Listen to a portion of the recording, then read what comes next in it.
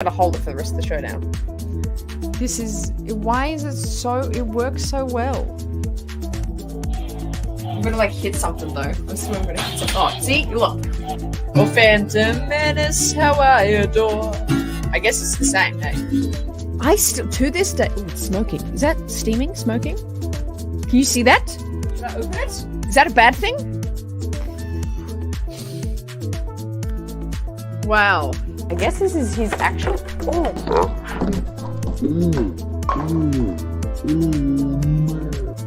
It comes with a training cup. I love it. Kind of looks like a chocolate. Let's get it. Let's get it. How do I do this and not crash it? Again, there's kind of a backstory to this of why I love it so much. It's so great. It's too great that I hated it. Oh. I think my skill set is being ridiculous. I think that's my strength. If I was in a job interview, what's your strength? Being absolutely butt crazy ridiculous. I feel like I just gotta hold it for the rest of the show now. Why is it works so well? I'm gonna hit something though. I swear I'm gonna hit something. Oh, see? Look. Oh, Phantom Menace, how I adore. I guess it's the same, hey? I still, to this day, ooh, it's smoking. Is that steaming? Smoking? Can you see that? Should I open it? Is that a bad thing? Wow. I guess this is his actual... Oh.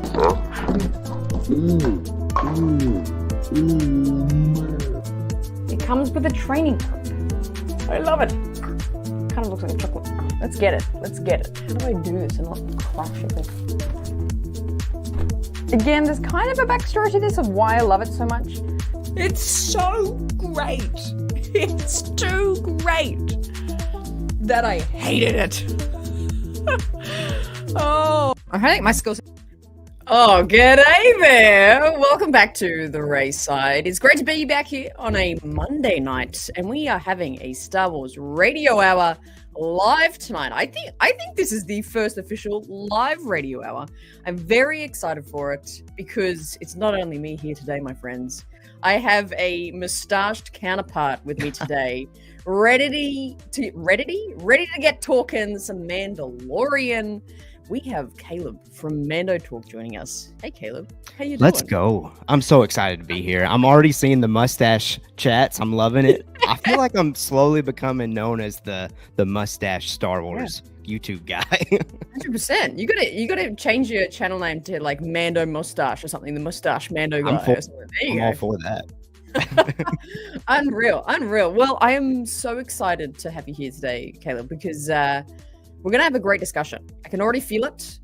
Chat, get ready, because this is the first time we're going to be actively discussing the upcoming, eventually upcoming Mandalorian movie. And I thought, okay, I want to discuss this. I want to talk about this, what's going on with it. Who better to bring on than a Mando expert as yourself, Caleb? Before we get into the discussion today, I want you to give us a little overview, a little summary of why you are the Mando guy that I think you are, and your presence in the world of Star Wars. Yeah, well, I mean, it was, I guess, about 5 years ago whenever the Mandalorian came out. I decided, look, we're finally getting Star Wars on TV. I need to do a podcast that covers it. So I was like, okay, MandoTalk, we're going to roll with it.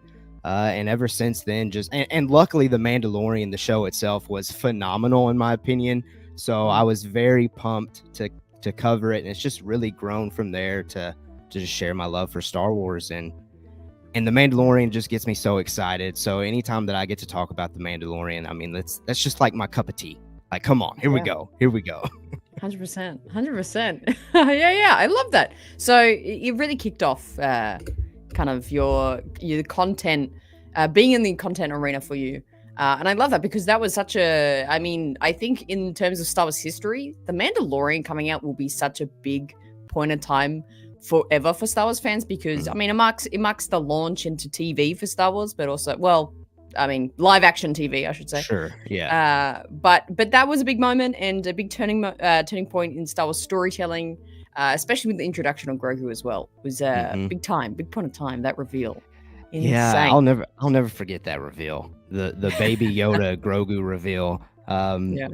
Just sitting there on the couch because I was just expecting like a chill like Mandalorian boots on the ground Western type of show, and at the very last second of that premiere episode, baby Yoda pops up, and it feels like the world has been completely different ever since. Yeah, right. Yeah, I feel like that was like we all became parents of Grogu there. Like I feel Absolutely. like that was that feeling. You are a parent. Is that the same feeling? Like when we saw Grogu, it's like, oh, this is our child now. Sure. Right? Well, Like it's a little it's a little bit more difficult, but the concept is there. More to The it. concept. Yeah. I love it. Well, chat, welcome in. We'll see who's in the live chat with us today. We got Master Yava, Brady's in here, Skywars Academy's in here, Sam's here. Oh, hey Sam, how you doing? Good to see you. Trent's here, Lightning's here, CG, Master CG, I should say. Who's the guy with the mustache? I don't know. Who is he? I love it. The intro is intense down here, isn't it? The intro is loud. I don't know why it's so. I even warned you, Caleb. I was like, I'm so sorry for how loud this is. Oh It's, no, I jam to it. intro. I mean, every time I get to check you out live, I'm jamming to it as well. Yeah, you know what? Biggest compliment was when, because I have a little like background screen and I can see you like when the intro is up, and you were dancing back there. You were like driving to it, and I was like, yes, I was. I've chosen a good guest. Yes, Lie. I love it.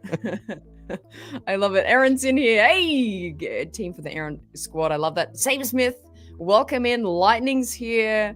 Mustache Mender. Yeah, I feel like that's got to be the new variant of yourself now. It might need to be, Sam. I might need to roll with that one. Yeah, it's good. Andrew's here. Joseph. Oh, I love it. And DB. Yes, DB's a big fan of your content, actually. Since we had a crossover for Acolyte episode. Oh, what was that? Episode 6? 5? 6. It was the one after the really epic episode. Right. Yeah, that's right. Of course. Yeah. DB's back here on this Mando now. He said, like, that's right. This little project that I did. It was like very shortly after you came on the show. DB, I think the comment that he left was like, shout out Ray Side or Ray Squad or something like that. So, yay, us. I mean, your name's back here. Yes, made it. I've made it. Oh, I love it. And Jason's in here as well. Obi Lee. How you doing? Good to have you guys in here. We're going to be talking all about the Mando movie, which I think we should get rolling into.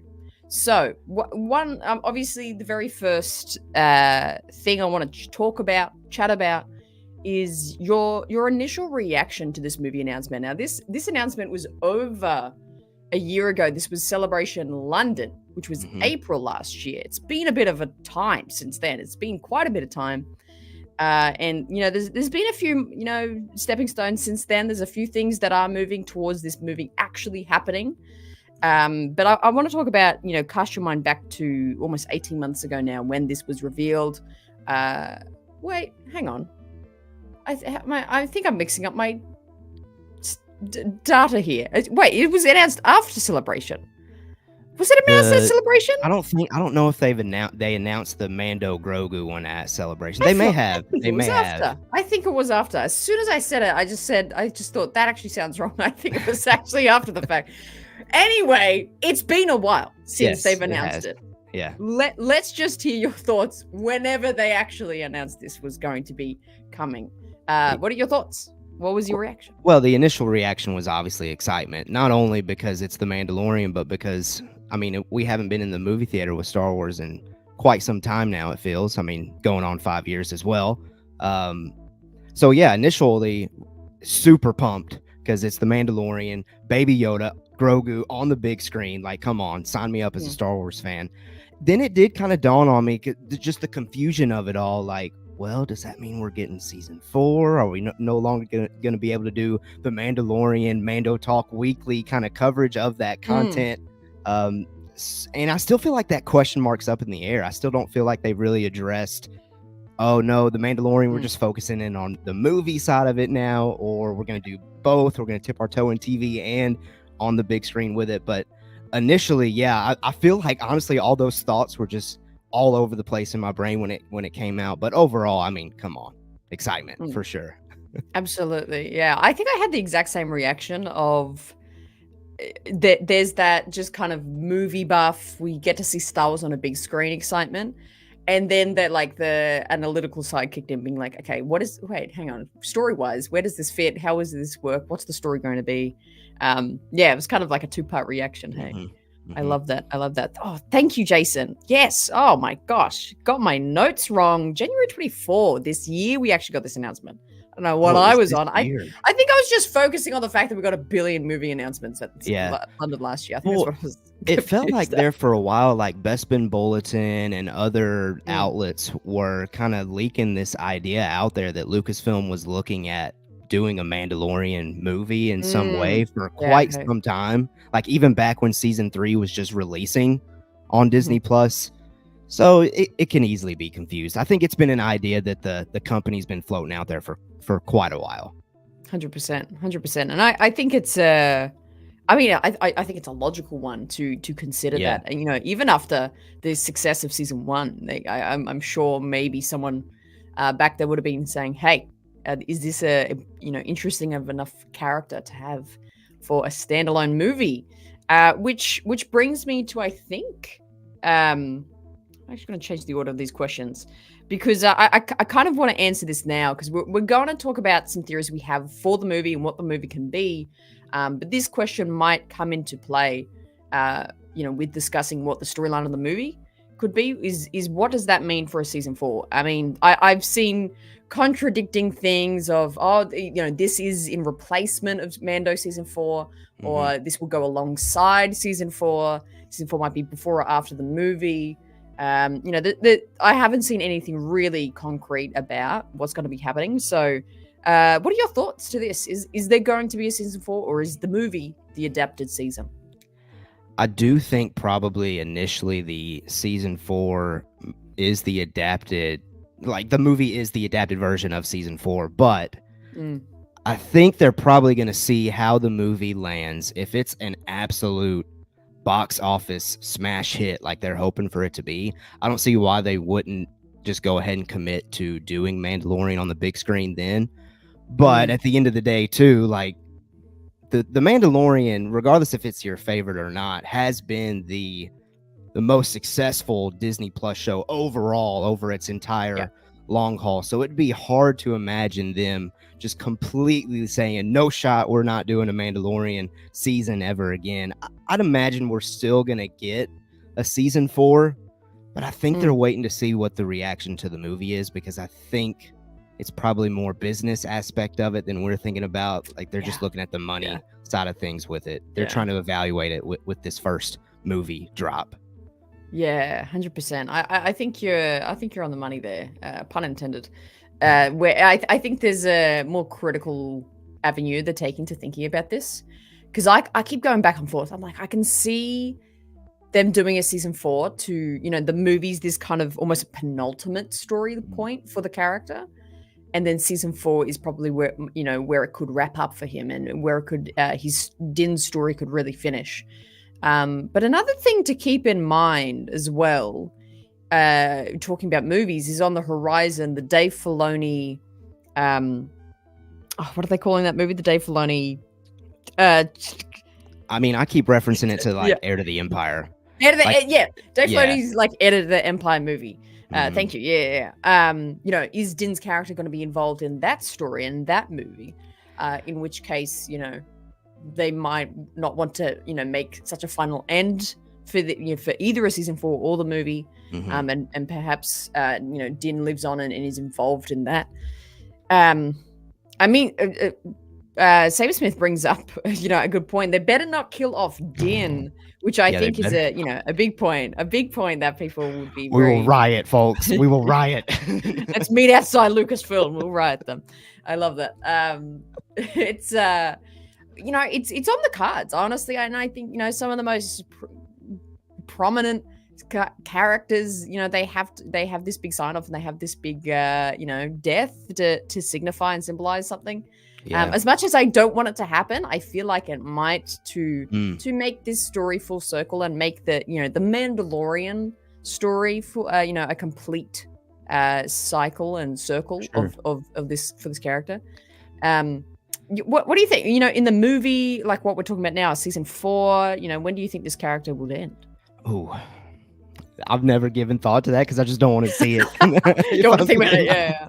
I don't want it to happen. You know, Jason brought up something in the chat that I was kind of wanting to hit on, that I do think it's possible for the Mandalorian to kind of get back to that season 1 feel of telling like smaller galactic stories and then just saving Din Djarin for the big galactic moments, like connecting it to Filoni's Heir to the Empire kind of stuff for the movies themselves. So I have a hard time believing that they want to commit to writing off Din Djarin's character or killing him off in any way, because I mean, just anywhere you go, it feels like everybody knows who Mandalorian and Grogu are, even if they haven't seen it. And that's something that I don't know has been present as much as it has been with those two characters.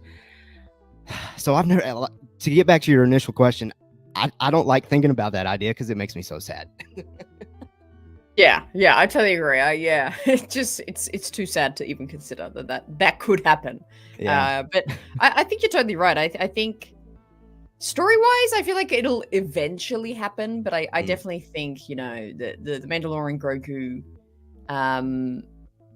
like what that symbolizes is like too much of a really a moneymaker. It brings people in. People want to see those stories. So are you thinking like death by in a movie or in the TV landscape? Which one would feel better to you?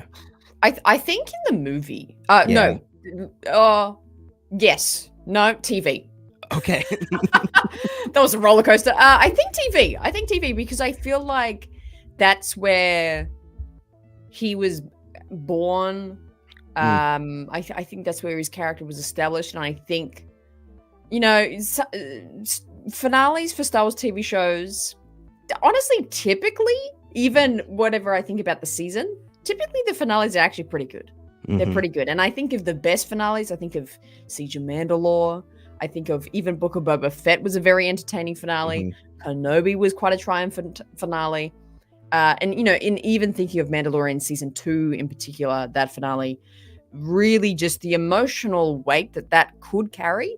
Like, that's the emotional weight that you could still have in a movie, but I think they do it well enough in the TV show that I think if they had to have Din die off, I think it could effectively be in the TV show. And I like maybe that reveal in a TV show, because I don't know if you, especially I've noticed it with like Deadpool and Wolverine right now. Everybody's like kind of hesitant with talking about the big moments because they don't want to spoil it, because it's not like TV where you can just throw it on and 24 hours later, everybody in the world's talking about it. You kind of have to space it out. And so I kind of like the idea of, if we ever have that tragic death, it is on TV and we can all just emotionally cope with it right after.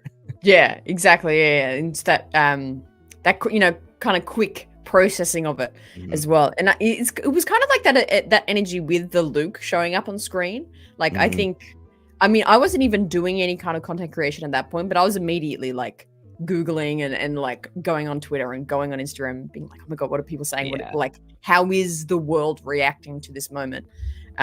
We say the world. I mean, we're only a small, you know, in the perspective of things. Very true. It's our world. It's our world. Yeah. But I love it. Yeah, interesting. Well, let's talk about the movie specifically. Whether this, you know, ties into a season 4. You know, this is probably. I don't think this movie would have it like any kind of trilogy or sequel to it. So I think this is just going to be its own standalone movie. You know, if you agree or disagree, but I want you to talk a little bit about what you think could be the storyline for this, because, you know, we have a few big concepts running through the Mando, you know, kind of story of, you know, his family, his lineage, he's taken on Grogu as his son, essentially. He's, you know, making peace with other Mandalorian factions. You know, what could they be showing us and telling us through this movie? What story could we see? Yeah, I think there's a great chance that it's very simple in structure, because season 3 did such a great job of starting a new story for Din and Grogu. You know, they're now living on Navarro completely by themselves as a family, and they're now working for the New Republic. So I really think that that's the big anchor device, if you will, of the movie, is that they're initially just going to be running jobs for Carson Teva. We may even see, I'm pretty confident we're going to see that character show up just to kind of give some exposition of what Din and Grogu have been up to. Maybe, at least this is my hope. I know you had said this is like a standalone movie. I do think by movie's end, they're going to somehow tie it all into that Filoni Thrawn movie that they've got going on. And maybe like he's doing this New Republic job. Him and Grogu are out there. They get those little breadcrumbs of, ooh, there might be a larger person out there. We thought we killed off Moff Gideon, but now this is really the big bad guy that's out there. And I think by movie's end, we get that grand reveal of it's Thrawn all along kind of thing. And then that segues us into that Filoni. I don't know if Filoni's wanting to do one movie, two movies, or if they're setting up a trilogy of itself, but it almost feels like this Mando and Grogu movie is like Rogue One. And then we get A New Hope, Empire, and Return of the Jedi with Filoni's own version of that kind of thing. But as far as the storyline goes, I definitely think it's going to start off simple, a fun little Mando adventure, breadcrumbing us to Thrawny, old bad Thrawn. Yeah, big bad Thrawny boy. Yeah. I like that idea that it does connect us to this time period that we don't have a lot of technically, but we are definitely in this landscape of the Mandoverse. You know, I think, you know, in our galaxy we call it the Mandoverse, but you know, in galaxy it's the era of the New Republic. You know, Mando 3 especially was kind of tapping more into that landscape of what was happening there. Ahsoka is in this era, and we're going to get Ahsoka season 2, so there's more happening in this era. I think we're leaning further and further and deeper into this time period after Return of the Jedi, which I think is a good thing. I think there's a lot of space between End of Return and the sequels, so I think filling this up with all these, you know, what was happening to the galaxy at this time is the best way to go, obviously.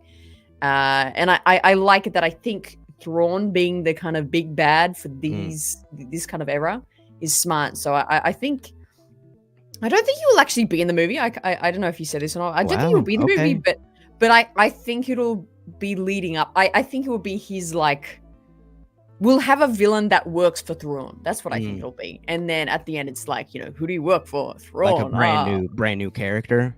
Yeah, I think so. I think, you know, even like, do we talk about Moff? Is he a robot? What happened there? What's season 3? Who is he? What? Yeah, that's a great question. I know there's theories out there that Moff Gideon is somehow still out there. I even thought back to, you know, as you messaged me and told me that we were going to be talking about this, I thought back to that very small but meaningful moment where we saw the Shadow Council.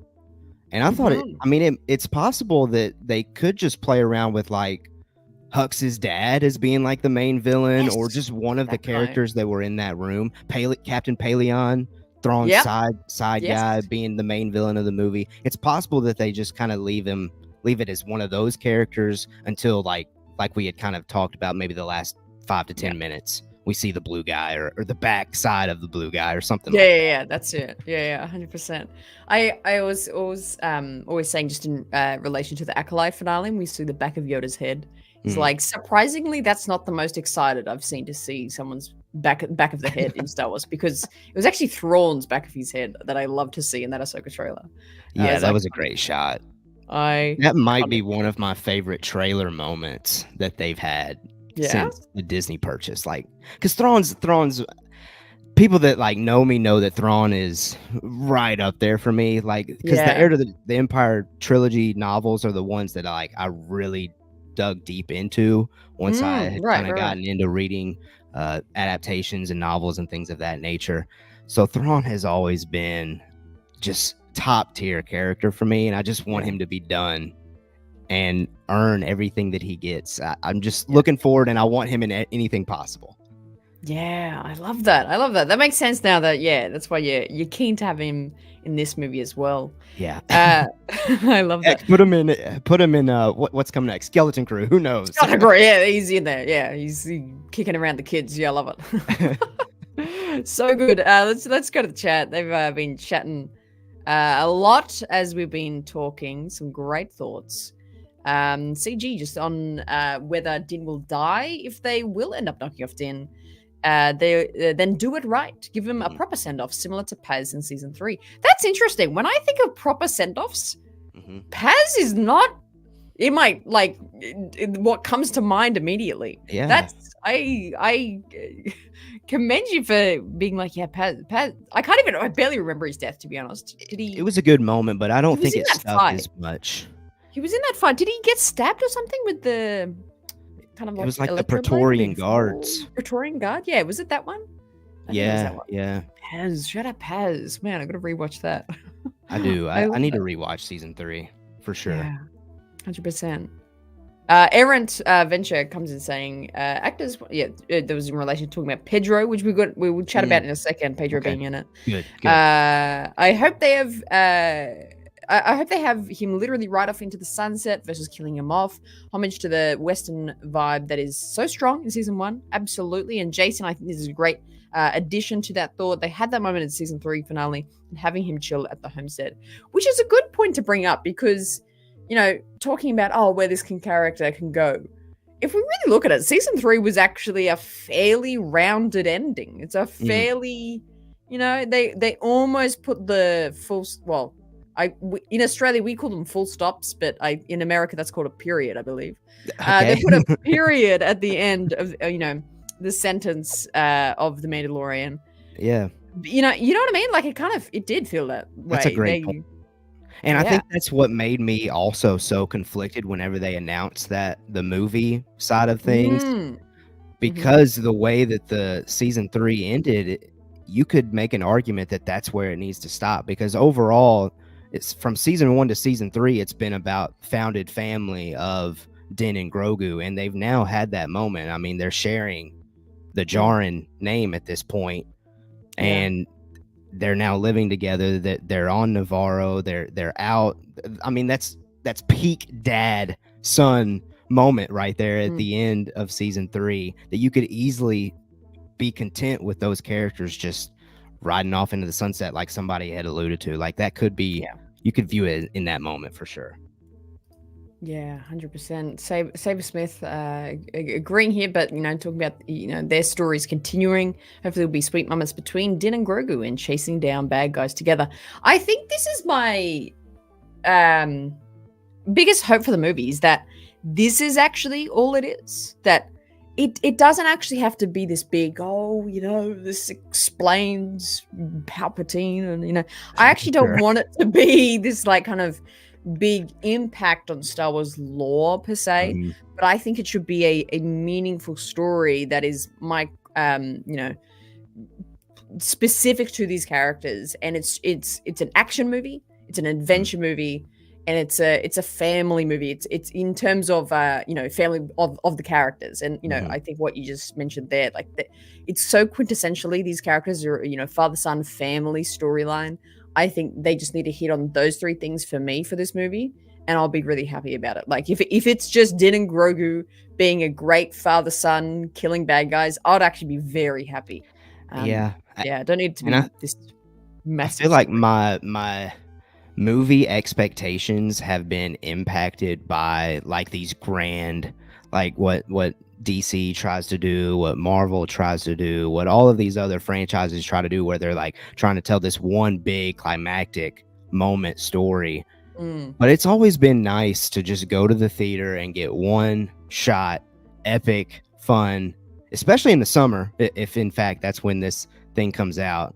I like that idea too. And it would get back to what The Mandalorian season 1 was all about. Like that's what season 1 was. It wasn't until season 2 that suddenly The Mandalorian became like this instrumental part to Star Wars lore. Yeah, that is so true. That is so true. I think both moments of both of those seasons, of season 1 and 2, have their strengths. And I found while I was watching season 1, I was sort of saying to myself as a Star Wars fan, being like, I wish this was a bit more connected into like the broader world that we know. Yeah. And then season 2 is like connected us into everything we know so far of the world. Being like, here's Ahsoka, here's Bo-Katan, here's the Mandalorians, like all these. Here's the Darksaber. That's season 1 as well. interconnected us in. And then it got to season 3, and I was like, oh, I wish we were a bit more kind of just solo with the story, and it wasn't that connected. Yeah. So I kept flip-flopping of where his character places in the storyline. But it is interesting. It is interesting which kind of way they'll lean more. But yeah, I think that solo ranger cowboy, space cowboy energy, it works for him. It does. Yeah. This is a good question, actually, coming in from Lightning. Theories as to what would pull Don, that's funny, what would pull Din back into the greater conflict? This is a good question because, we're talking about, he could be a bit more of a solo, simple story of a Lone Ranger in this movie. Earlier we mentioned, this could really connect into the bigger, broader picture, Thrawn being the big bad. It's the era of the New Republic. We know quite a few characters are around right now. And this is a good question. If, the last thing we know of Din Djarin, he's sitting on his porch, he's poured himself a glass of spotchka, and he's put his feet up and he's having a relax. So what is it that, pulls him back into that conflict? I mean, do you have an answer for that question? Do you have a thought for that? Well, I mean, I did actually kind of type out something similar to that idea because that's a concern of mine. Currently, I don't really know how he's going to get connected to this bigger conflict. I just simply typed out some predictions, and one of the things that I put was by movie's end, Thrawn will reveal himself to the New Republic in some way. And because Thrawn likes to talk some smack. I mean, we saw that in Ahsoka season 1. Yeah. I think Thrawn could have the audacity to say, your girl Ahsoka is stuck at Peridia and y'all aren't getting her back. So I'm basically going to be able to run this galaxy. And I think that could just alert the New Republic and then it somehow gets to Carson Teva. Teva's like, hey, Din Djarin, I have a mission for you. And I even went as far to say, and that could be the opening moment, the opening mission of the Filoni Heir to the Empire movie is just simply Din Djarin traveling to Peridia, getting Ahsoka, getting Sabine, and who knows if any of the other characters that were left there will come back with them to the light side. We'll see about that in season 2.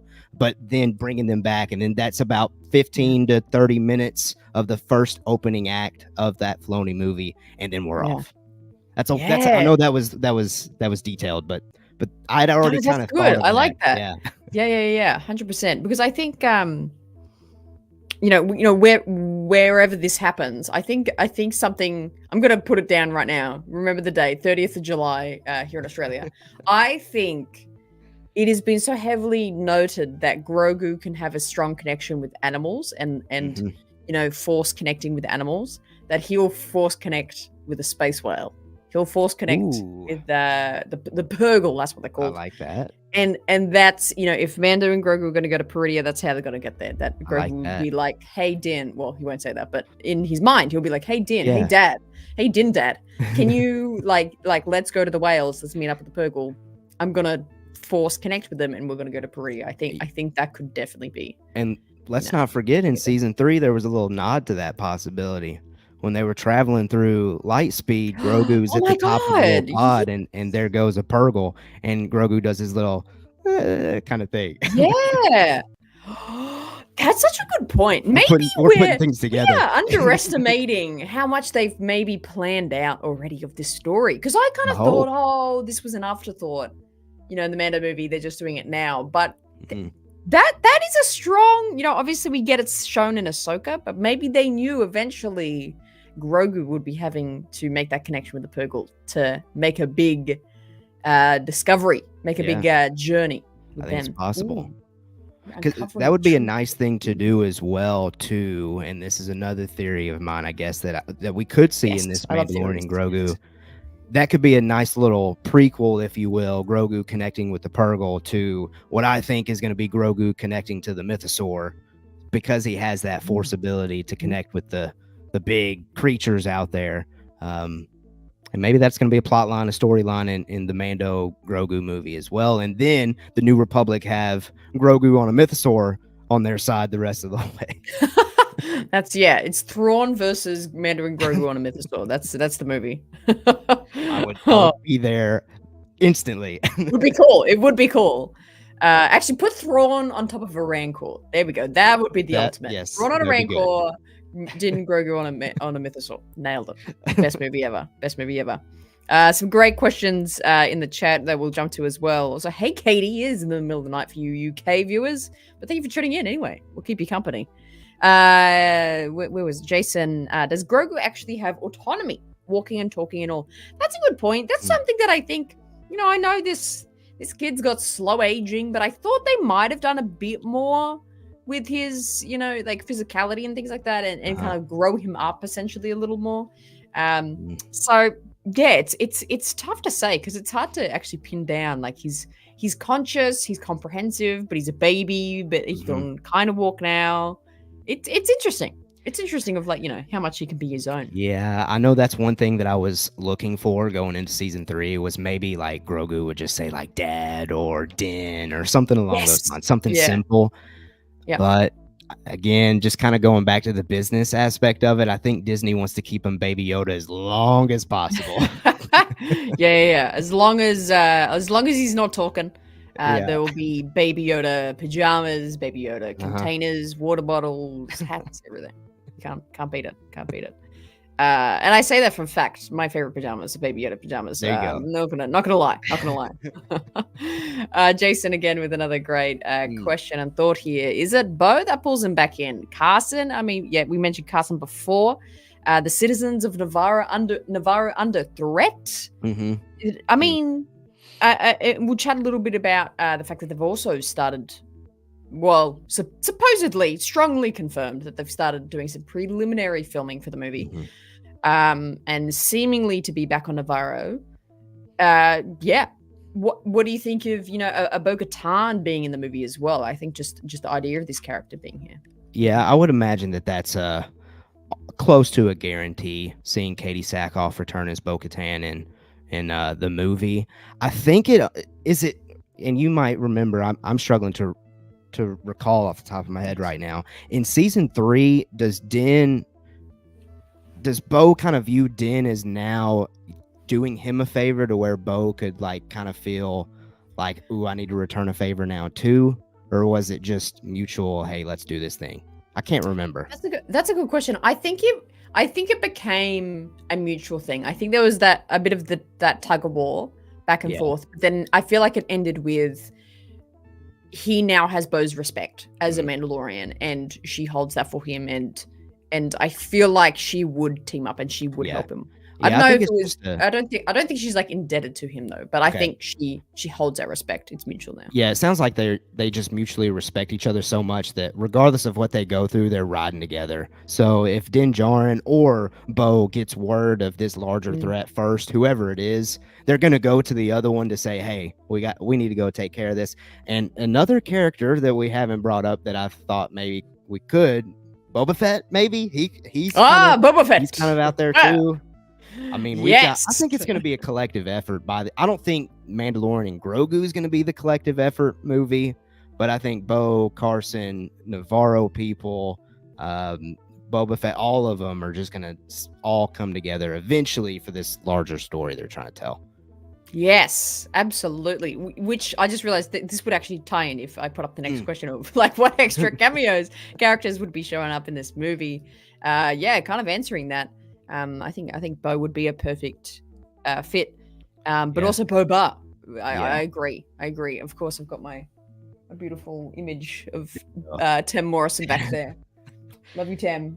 You better be in the movie. You got to interview the legend. That's so wild. We'll have this now. Should have asked him. That's wild. But yeah, I think Bo, Boba, Fennec.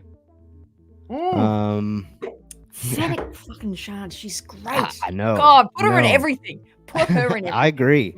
Heck, who's the Pelimoto? She seems like she shows up everywhere. Oh, dude. The intro to this movie has to be like, it's like, the words come up, we pan into space, and then we go straight to Mos Espa, and it's like, Mos Eisley, and there's Peli like working on like a new ship for Din or something, or working on the N1. I know all the buddies that do MandoTalk with me would hate that because they're so over Pelimoto. I'm like, why? She's great. Carries this franchise on her back. Agreed. I love her. She's fantastic. Such a great actress. And Such I know a great this actress. isn't necessarily a cameo, but I think it was reported by the major trades out there that Sigourney Weaver is in this movie. Yes. So I think that's a brand new character Fascinating. for sure that we're getting. Yeah. Her presence alone almost feels like a cameo because she's just incredible. 100%. She's wonderful. She's so cool. I'm just trying to ruminate what sort of a style character could she be for this story. You know, is she? I'm almost leaning towards she could be a villain. She could be some sort of someone in the way of what Din and Grogu are trying to do. I would like to see her try to tackle that for sure. Yeah. And maybe that could be the main villain that we get this entire movie. But we'll see. We'll see. Yeah. I think either that or I mean, what if I know we've gotten the backstory of Din's parents have died during the Clone Wars. What if his mother isn't really dead and his mother has been searching for him all this time? Oh my God, what a twist that would be. So you're saying Sigourney Weaver could be Din Djarin's mother? Yep, you betcha. You betcha. That'd be a story and a half. I'd love that. That would be a big reveal. Yeah. That would be a big reveal. But they did show the mom and the dad both in the flashback, right? I think they did. That is such a good point. That is such a great point. You know what? Sorry to break that news. Damn it. I was like, I forget that they were holding him. Was that they put him in the bunker. That's what I'm forgetting. I don't know if you feel the same way, but I still long for more context about that flashback. 100%. 3 seasons in. Yeah. Yeah. I need more backstory. I love it. Maybe they could address that in the movie. They could, maybe. They could show a little bit more of that. Yeah. Lightning, I would like to see a meeting between Zeb and Grogu. Zeb was another name I was going to bring up. I was like, well, you know, talking about the New Republic and this era of like, you know, Rangers and people doing things for the New Republic. Zeb Orrelios is he's out there. We saw him. I love how they would have spent so much time like CGIing, animating, and like getting his like character looking right. For him to just be in a bar, just having a swig of something, to be like, "Oh, what are you gonna do now?" Like that's all you like animated him for. I love that. I'm sure they wouldn't have done all that time for him to never show up in live action again. It breaks my heart that Zeb did not show up in Ahsoka. But yes. But whenever we do get that reunion, it'll be an emotional one because it'll be well earned at that point for us to be able to see it. 100%. I love it. Yes, yeah. I totally forgot that. They hit him in the bunker. Okay, so Sigourney Weaver can't be his mum. Damn it! I was really really excited for about 20 seconds there. That would have been cool. But I love it. I still love your idea of her being a villain. But continue. Yeah, Sigourney. I don't know. Maybe she's Maybe she's Bo-Katan's mum. No, I'm going crazy here now. Rogue 2, a Grogu and Babu Frick. Frick, that's actually a cameo. I was like, as funny as that is, like that actually could happen. Like Babu Frick's like on the scene in Navarro, right? Sure. He's got his underground like mafia droid fixing shop. Yeah. That he's running. I like it. He could totally be in this movie. I like it. That would be the Purgle to Peridia. Babu Frick saves the day. There you go. At that point, Babu Frick's been in 2 Star Wars theatrical releases if he's going to show up. That's wild. That's more than a lot of characters. I know. Oh, I love it. That's so good. In terms of, we talked about other characters that could show up in this movie. Thrawn being, the big bad villain of this time. The Bo-Katan, the Carson Teva, the Zeb, the people that are a part of the New Republic. Another name I want us to discuss a little bit of who could show up. And it's hard because I feel like this line is being so blurred in my mind of the Heir of the Empire movie, Dave's movie, and this movie, because Ahsoka Tano, are we going to be getting her Is Din going to be saving her, doing something, to help each other get from galaxies, or is it going to be just staying in this galaxy? Could we be getting her in this movie? I like to think not, but I want to hear your thoughts before I expand. Yeah, I've always banked on that, depending on if the Ahsoka season 2 came out before the movie. If Ahsoka season 2 comes out before the movie, I could easily see her being in the Mandalorian and Grogu, but I feel like her story on Peridia kind of has to be just her story for right now. And it's also seeming like, just from behind the scenes kind of reports, rumors, and things of that nature, that it seems like the movie's going to come out before Ahsoka season 2. So that's making me think that Ahsoka's probably off the board for the Mando movie. Yeah, that's pretty logical, because what have we? This would be probably coming out 2026. This Mando, yes. Yeah. The movie is May of 2026 at the moment. Yes. But it could change, and there's reason to believe that it could change because of the whole Avengers 5 releasing in May of 2026 as well. And I know that's owned by Disney, and I don't see why they would pit the two against each other. So it's very likely that the Mando movie could move. We'll see. Yeah. I saw someone tweet out like a day or two ago. Actually, another Caleb, another good friend of mine, another Caleb. Man, Caleb's know everything about Star Wars. Saying, just tweeting out, going like, why is Disney competing with itself? Like, why would they release these two together? Yeah. And I kind of agree. Spread it out. I think audience is gonna see both, but if you put them in the same cinema, I think at the moment people will probably walk into the Marvel theater over Star Wars. So that's my take as well. It doesn't really sit right with me, if I'm being honest. It made me think that they could move Mando and Grogu up to December of 2025. I did think that. But Avatar 3 comes out in December of 2025. Okay. So Disney has just like bookend this Mando and Grogu movie to be just kind of stuck almost. Yeah, 100%. So we'll see. It'll be interesting. And heck, if they stick with May of 26, talk about Pedro Pascal just owning the world, because he's going to be everywhere. yes, which is actually a perfect segue into literally the next question.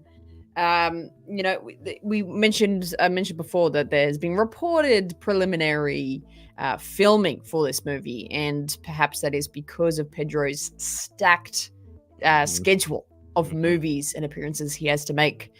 Do you think this is the case? Do you think we're getting that handsome, also mustached man in the Mando movie at some point of his face, and they had to film it now? Yeah, I think he's in it, because I think even the headline was time sensitive shooting.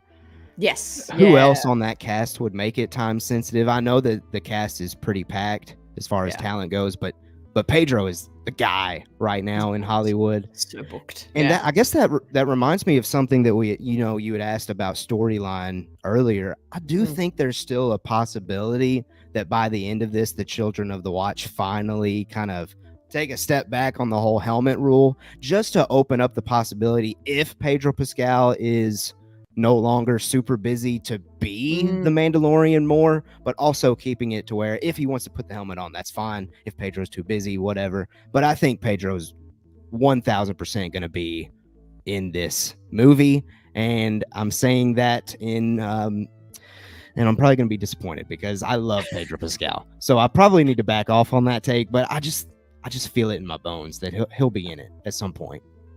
Yeah, I definitely think, if they're trying to, if I was, I think, in charge of this, I would look at the moments of this character that really mattered and what people really connected with. And I think of an emotional moment that I think they did fantastically well was that season 2 finale. And I think the very even low dialogue scene with Pedro taking off his helmet for the I was the second time actually because he took it off for Bill Burr 1st. But taking it off for Grogu in front of everyone, I think that was a really big moment. And even if you hadn't seen any of the Star Wars movies, but you had seen The Mandalorian, like that was a big moment. And I think it would just be smart. Everyone knows Pedro's face. Everyone, knows he's the face of the Mandalorian. I think it'll be smart to have some sort of emotional moment in this movie. And season 3 was the only season so far that we haven't seen him, because in season 1 he had to take off his helmet. For IG-11. So that's right. yeah. It just feels like they'll find some creative way to get him in it, even if it's just him taking his helmet off so he can eat a bowl of soup or something. Like just something to let the audience know Pedro Pascal is in this movie, and that, again, business side of things, Pedro Pascal sells tickets, and that way they can market it as Pedro Pascal is the Mandalorian kind of thing. Yeah, 100%. Even in a trailer, they could almost have a bit of the Sure. Or maybe I was gonna say him taking off, but maybe him putting it on, being like he's like in his suit, cool. and you just see his face, and he just like puts the helmet on. I cool. feel like that'll get a lot of people excited. I think that'll look really cool.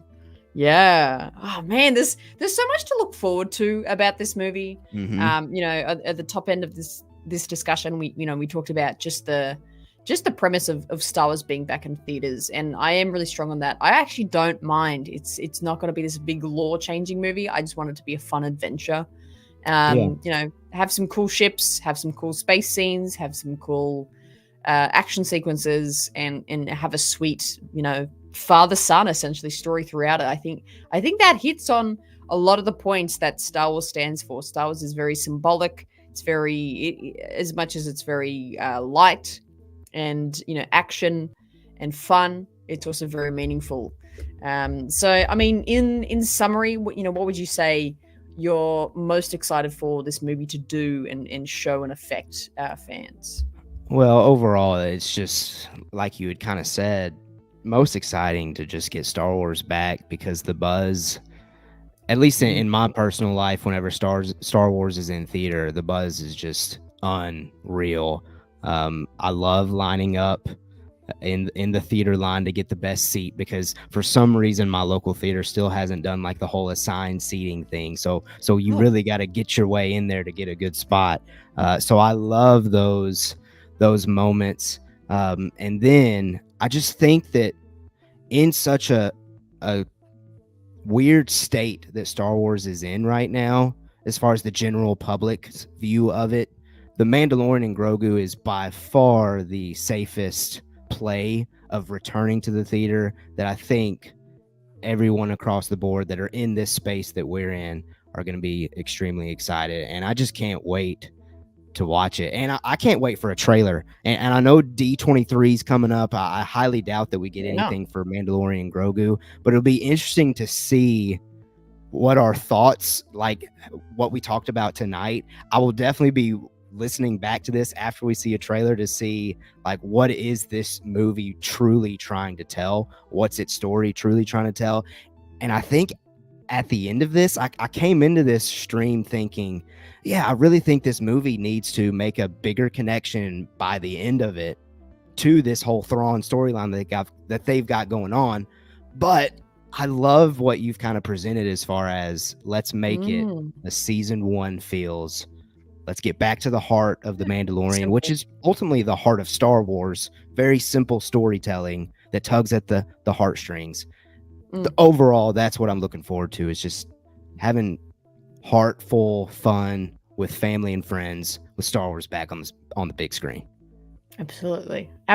Yeah, I totally agree there. I think, there's the critical analysis of it, and I think critically, this is probably a good move for Lucasfilm. I think they need a simple story like this to make their mark back into the big screen, onto cinema, saying, hey, we can make effective stories.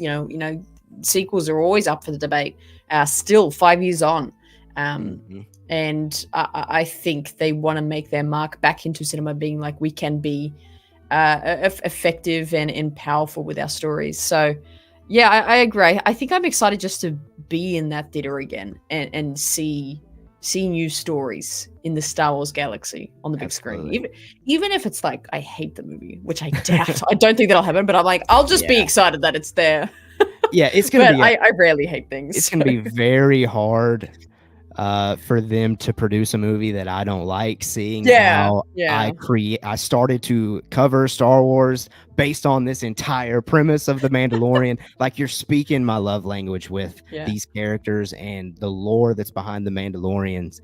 Like, Yeah. all of it just speaks directly to me, and I cannot wait to see it.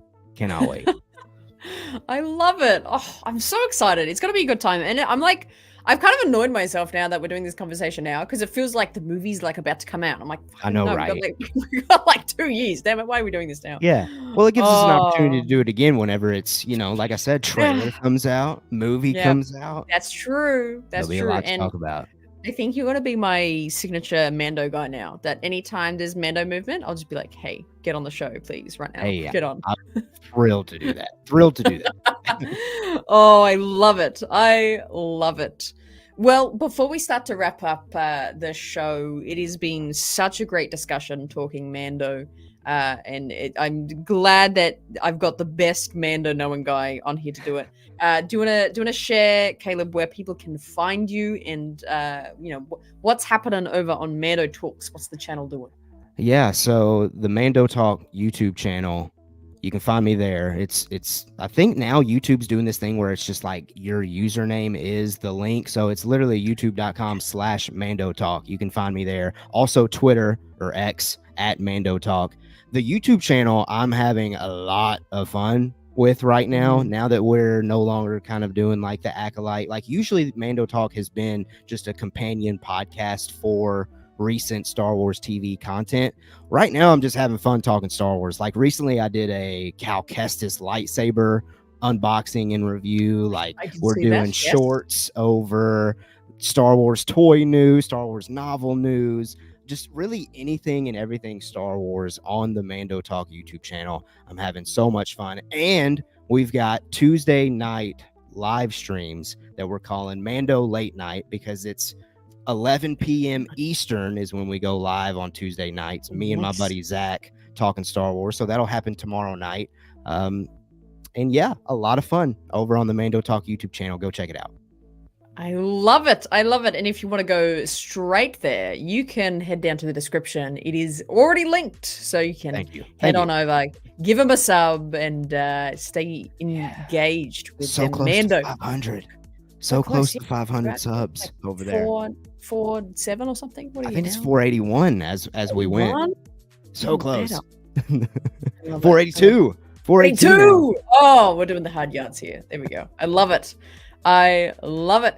Well, thank you so much again, Caleb, for jumping on with me today, talking Mando. Again, I'm really excited. I think you're right. I think, as the news comes out about this and we'll hopefully get a trailer. Maybe a trailer for Celebration in Japan. I think that's when we'll be when is getting something.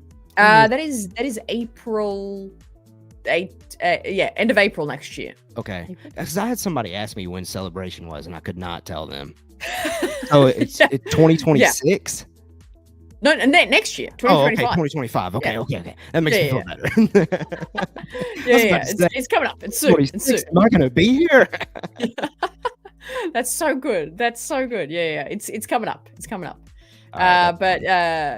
We'll be on air, of course, covering any kind of news about that. Hey, is Tony tuning in as well? April 2025, baby. That's it. Pencil it down. I'll be there. Are you going to go to Japan for this? You're not going to. No, I wish. One of my lifelong dreams is to go to a celebration. I've never been. Yeah. It's unreal. I'm assuming after this one they'll go back to the States. So yeah. Hopefully that's even for 2026. Hopefully it's not that long away. Well, I need them to come. I need them to focus on these southern rednecks like me down in Tennessee of the United States. Tennessee, Celebration, Tennessee. Let's go down there. Have some barbecue. And, I don't know what you guys do down there. I don't know. Barbecue. That's close. Cowboys down here in Tennessee sell Star Wars. That's my best. Do you know who Theo Von is? the comedian. Yeah, yes. Is he from Everybody Tennessee? no. For some reason, recently on not all of the YouTube videos I do, but a lot of them, people are like, "You sound like Theo Von," and I'm like, do. "Golly." You really I guess I just need to I embrace get it. I just need to embrace yeah. it. You should. You just gotta grow the mullet as well. That'll suit in. Yeah. I love it. That's so good. Oh well, my friend, thank you so much for jumping on. What a great discussion. What great fun we have had today. I appreciate your time. And again, if you want to check out more from Caleb and MandoTalks, his channel, the channel over there with the gang, they're great. Check it out in the description below. As for us here, thank you so much for tuning in today. Appreciate it. And this is going to be an every week situation. Already book it in next Monday night. We have our guest lined up. I'll be announcing him later in this week. It's going to be another fun discussion of more Star Wars fun. But until then, make sure as you're going out in the world and you're going about your life, that you're always choosing the Rae side.